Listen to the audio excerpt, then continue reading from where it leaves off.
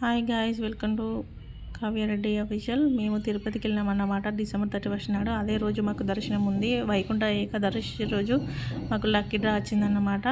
మేము వరంగల్ నుంచి స్టార్ట్ అయినాం. ఇక్కడ నుంచి ఎర్లీ మార్నింగ్ 3 o'clock బయలుదేరి, అక్కడ ట్రైన్ 8 o'clock ఉంది, కృష్ణ ట్రైను.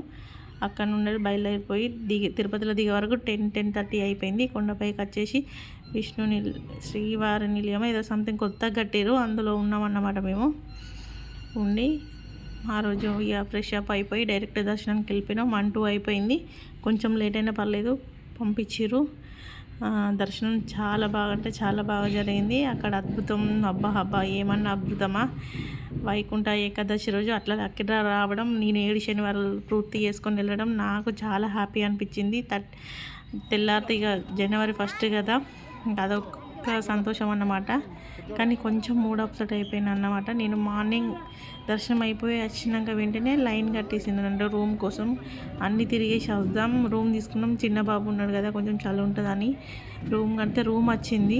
అయితే రూమ్ తీసుకున్నాక 3 hours లోపే మనం అక్కడికి వెళ్ళి అక్కడ ఉంటుంది రిజిస్ట్రేషన్ చేసుకొని లోపలికి వెళ్ళి రూమ్ తీసుకోవాలన్నమాట. మాకైతే తెలియక కాసేపు అయినాక పోదాంలే అని, అది ఫ్రీ బస్సులు ఉంటాయి కదా, అది దొరకలేదన్నమాట. మాకు ఫుల్ రష్ ఉంది ఆ రోజు. ఇక రష్ ఉండేపటికి మేము వెళ్ళి నడుచుకుంటా లగేజ్ పట్టుకుని బాబుని పట్టుకుని పోయే వరకు ఆ 3 hours టైం అయిపోయింది.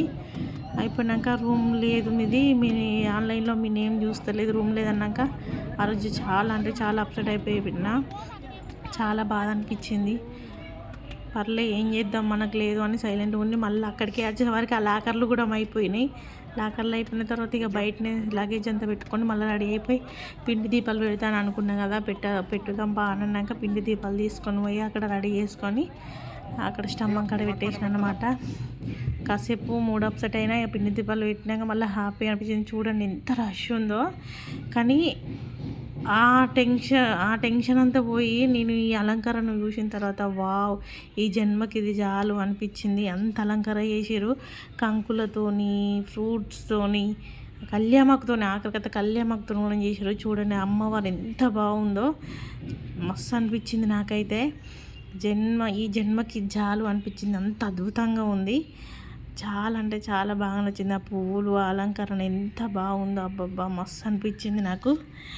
మీరు కూడా ఎవరన్నా 30 రోజు ఫస్ట్ రోజు వెళ్ళిన వాళ్ళు ఉంటే కామెంట్ చేయండి, నా వీడియో చూసిన వాళ్ళు.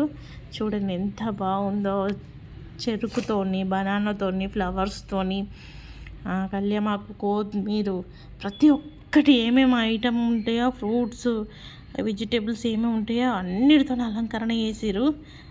అది చూస్తే ఇక సరిపోతుంది అనిపించింది నాకు, అంత బాగున్నది.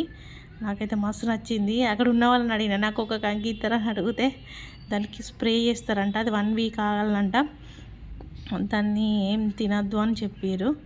కానీ నాకు మస్తు అనిపించింది, చాలా అంటే చాలా బాగున్నది. చూడండి కొబ్బరికాయలకి పెయింట్ వేసి అట్లా పెట్టారు మన బోండాలని, అది కూడా మస్తు ఉన్నది. వావ్ ఎంత మంచిగా అనిపించిందో నాకు. లక్కీ డ్రా అంటే ఇట్లుంటుందా, ఇంత అద్భుతంగా ఉంటుంది అనిపించింది. అక్కడ ఏంటి అంటే టీటీడీ వాళ్ళు లైవ్ ఇస్తారంట, ఎట్లా జరిగింది మీకు దర్శనం అని అడిగారు. వాళ్ళకి చెప్పినాక ఇట్లా జరిగింది, మాకు దర్శనం లేట్ అయినా 1 hour 2 hours లేట్ అయినా మమ్మల్ని లోపలికి అలౌ చేసారు అని చెప్పిన అన్నమాట. నా హ్యాపీగా అనిపించింది. ఇక రిటర్న్లో చూడండి మా ఫేస్ ఎలా మొత్తం ఆడిపోయిందో. మళ్ళీ రిటర్న్లో కృష్ణాకే వచ్చేసినాం అన్నమాట. అది మస్తు లేట్ ఉంది ట్రైను. ఇక మస్తు టైర్డ్ అయిపోయినాం ఇంటికి వచ్చే వరకు. సాటర్డే మార్నింగ్ ఎక్కితే 8 o'clockకి, నైట్ 10 అట్లా అయిందన్నమాట.